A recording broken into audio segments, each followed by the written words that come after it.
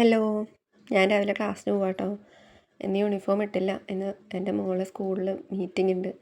അപ്പോൾ ഞാൻ മിസ്സിനോട് ചോദിച്ചു, മിസ്സേ ഞാനിന്ന് കളർ ഡ്രസ്സ് ഇട്ടോട്ടെ എന്ന് ചോദിച്ചു. മിസ്സ് പറഞ്ഞു ഇട്ടോ പറഞ്ഞു.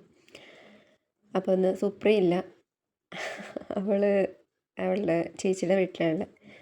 അപ്പോൾ ഉന്തിക്കോ തള്ളിക്കോ എന്ന് പറഞ്ഞ് ഞാനങ്ങോട്ട് നടക്കുകയാണ്. ഒട്ടും നടക്കാത്തതുകൊണ്ട് ഇപ്പം കയറ്റം വലിക്കുന്നില്ല തീരെ. വണ്ടി പണിക്ക് വെക്കേണ്ട ടൈമായി. ആരോടെങ്കിലും ഇങ്ങനെ വർത്തമാനം പറഞ്ഞുകൊണ്ട് നടന്നാൽ പെട്ടെന്ന് എത്തുമല്ലോ. അപ്പോൾ പിന്നെ ഞാൻ വിചാരിച്ച് വീഡിയോ എടുത്ത് എന്തെങ്കിലുമൊക്കെ കലവില പറഞ്ഞുകൊണ്ട് പോകാമെന്ന്.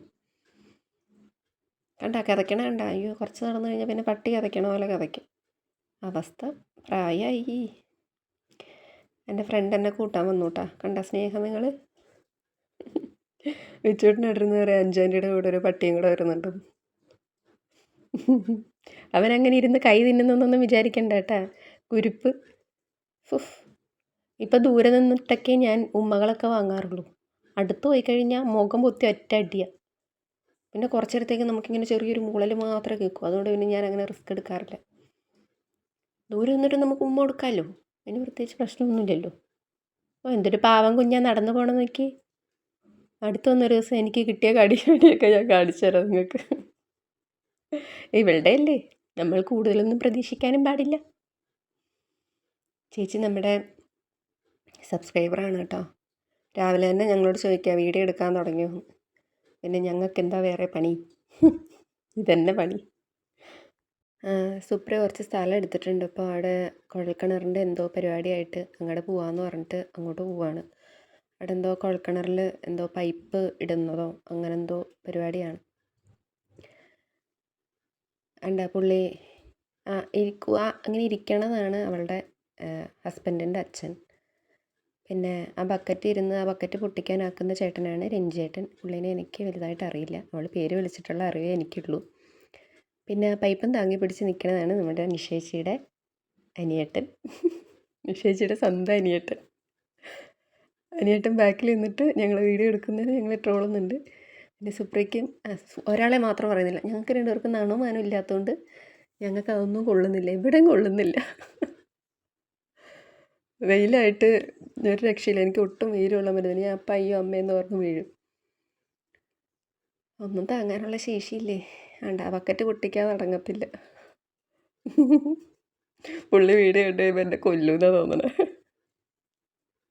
എൻ്റെ കൊച്ചിന് പിന്നെ എവിടെ പോയാലും വീഡിയോ എടുക്കണം, അല്ലാണ്ടൊരു സമാധാനം ഇല്ല. ഞങ്ങളുടെ വെള്ളം കുടിക്കാൻ പോയതാട്ടോ.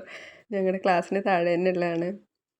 പുള്ളിയോട് പറയാണ്, ചേട്ടാ സബ്ബാക്കണേ, ഞങ്ങളെ ഒന്ന് പ്രോത്സാഹിപ്പിക്കണേ എന്നൊക്കെ പറഞ്ഞാണ്. അവൾ പിന്നെ വാ പൂട്ടി ഇരിക്കേയില്ല.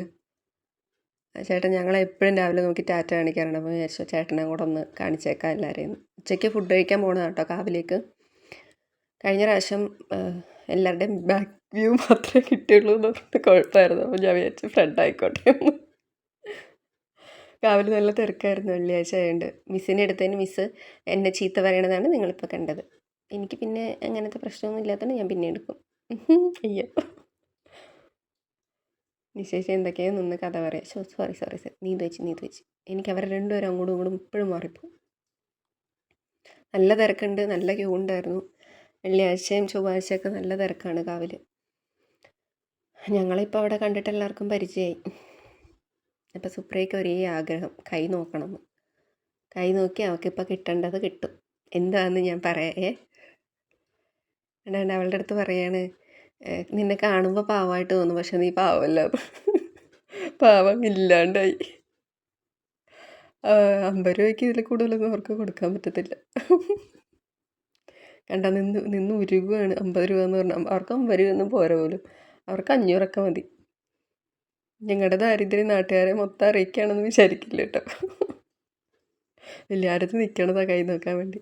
രാവിലെ തന്നെ ആദ്യം തന്നെ അമ്മമ്മ തളർത്തി കളഞ്ഞോളാം. കേട്ടാ അയ്യോ പാവം തന്നെ.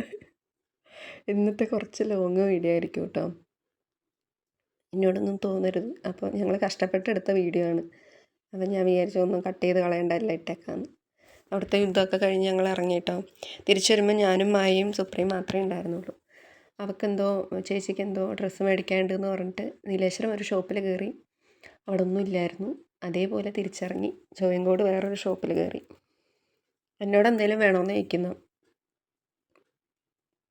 ഞാൻ വേണ്ടാന്ന് പറഞ്ഞു. ഞാൻ നല്ല കൊച്ചല്ലേ, അതുകൊണ്ട് ഞാൻ വേണ്ടെന്ന് പറഞ്ഞു. എന്നോട് പിന്നെ ആരൊക്കെയോ ചിരിക്കണില്ല എന്നൊക്കെ പറഞ്ഞു. ഞാൻ അതുകൊണ്ടാട്ടോ അങ്ങനെ ചിരിച്ചേ. എൻ്റെ മോളെ കൂട്ടാൻ വേണ്ടി സ്കൂളിലേക്ക് വന്ന, അവളുടെ സ്കൂളിൽ മീറ്റിംഗ് ഉണ്ടെന്ന് പറഞ്ഞില്ലേ ഞാൻ, അപ്പം അതിന് വന്ന. ഈ വീഡിയോ കണ്ടു കഴിയുമ്പോൾ ടീച്ചേഴ്സും ഒക്കെ എന്നെ ഓടിക്കുമെന്നാണ് എൻ്റെ പേടി. ഇതാണ് എൻ്റെ പാരൂട്ടൻ, എൻ്റെ ചുന്തിരി പാരൂട്ടനായത്, അമ്മയുടെ പൊന്ന്. അപ്പോൾ ഓക്കെ, വേറെ വീഡിയോയിൽ കാണാം കേട്ടോ. Bye bye.